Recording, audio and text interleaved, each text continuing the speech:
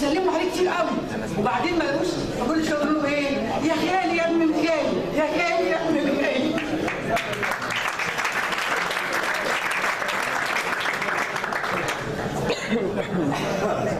بسم الله الرحمن الرحيم.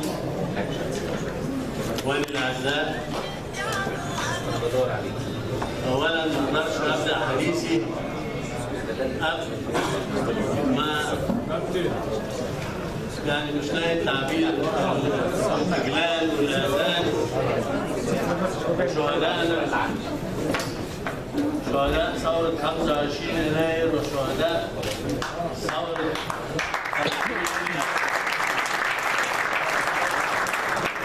شهداء قواتنا المسلحه اللي بيموتوا النهارده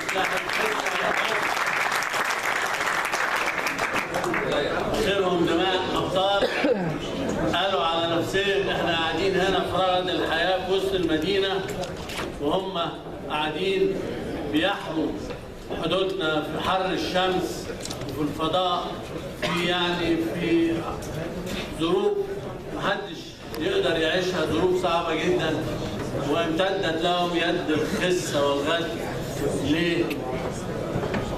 تسيل دماءهم وتنتهك ارواحهم. احنا بنقول لهم دمكم ده غالي جدا، احنا النهارده قاعدين علشان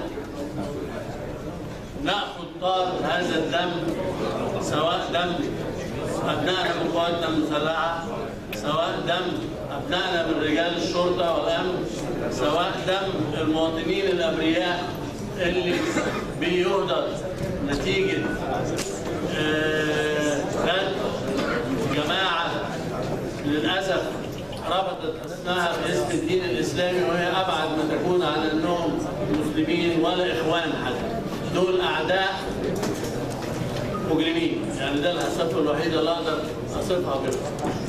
في نفس الوقت ما اقدرش اقعد النهارده واتكلم قبل ما اتذكر واترحم على دماء اخواننا شهداء فلسطين، شهداء غزه الذين يبدون يكملون مسيره الموت والشهاده التي بدات من اكثر من 80 من يوم ما بدات العصابات الصهيونيه تعمل على اغتصاب هذا الوطن ليكون قاعدة إجرامية للانطلاق على مصر وسوريا وعلى كل الأمة العربية وعلى كل أمال الأمة العربية. القضية الفلسطينية هي قضية مصرية، القضية الفلسطينية هي قضية عربية، وأي حد يتاجر على مصر وعلى عروبة مصر وعلى دور مصر أو يزايد عليه في فلسطين فهو واهم وهو حاقد وهو ينفذ أجندة أجنبية لا تخدم المصلحة لا الفلسطينية ولا العربية.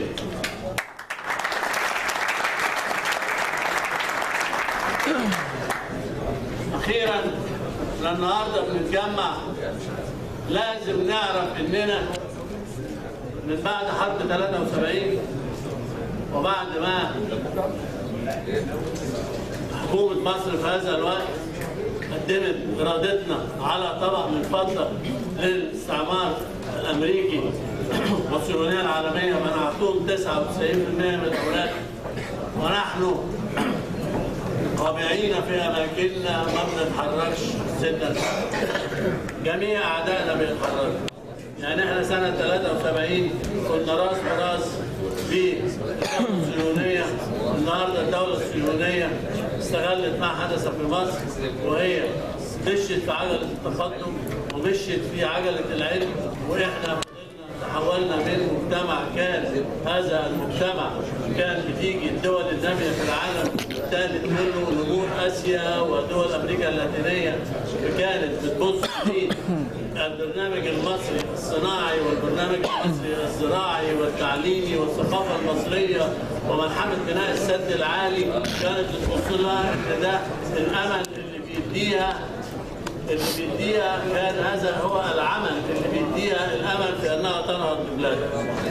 وللاسف احنا بعد ما فرطنا في ارادتنا النتيجه ان هذه الدول احنا شفنا هي مشيت وصلت لغايه فين، واحنا ركزنا على الاستهلاك وركزنا على إعادة توزيع الثروة، بحيث إنها بعد ما كانت مصر ومشاريع مصر في الخمسينات والستينات ل 100% من الشعب المصري، رجعت تاني لنص في المية من الشعب المصري، ورجعنا النهارده 40% من شعب مصر تحت خط الفقر.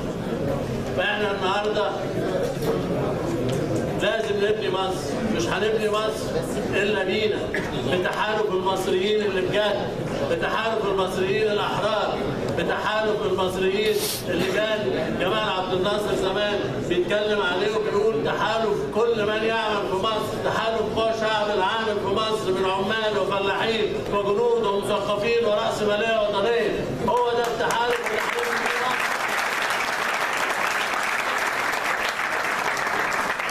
هو ده التحالف. احنا النهارده لازم كلنا، كله مجزم وكله يعلم ان لا توجد حياه سياسيه في مصر، وان الاحزاب اللي في مصر كلها احزاب كرتونيه، وان عدد الهيئه العليا بتاعت اي حزب اكثر من اعضاء الحزب.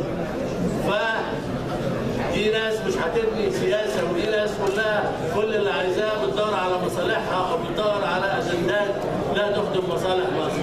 فعلشان كده هذه الدعوه التي وجهها اخي مصطفى الجندي، وهذا البيان الذي قرأه بعد ذلك اخي الدكتور عبد الحليم قنديل، ده لازم كل مواطن مصري قدر شريف يضعه امام عينه ويقول هل هو جدير بان يكون مصري ولا لا؟ لو جدير بان تكون مصري يجب ان تكون فاعل، يجب ان تعمل، يجب ان تنضم لتطوير هذا البلد.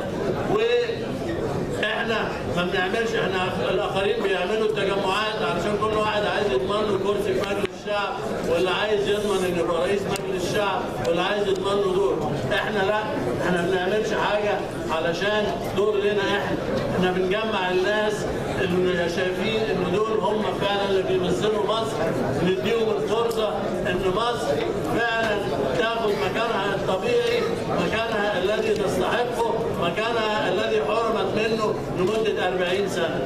فاخواني، نحن فعلا في مرحله فارقه، فأرجو أن تكون الرسالة وصلت لكل مواطن مصري مخلص، وأن ينضم لكي نكون فعلا حياة سياسية بجد، لكي نكون فعلا حياة حزبية بجد، لكي نكون فعلا رقابة بجد على مخدرات هذا الوطن. مصر أغنى دولة في العالم، بس للأسف إحنا خيرنا بيتسرق يا اما لحاقدين يا اما لمستغلين يا اما بيهربوا. فاخواني، ارجو ان تكون الرساله وصلت، وارجو ان فعلا نكون جديرين بدماء الشهداء اللي اثيرت واللي ضحوا بحياتهم عشان خاطر مصر ترجع تاني تاخد مكانها الطبيعي في عالمها العربي وعالمها الاسلامي وفي قارتها الافريقيه وفي العالم كله. واخيرا كل سنه وانتم طيبين، والسلام عليكم.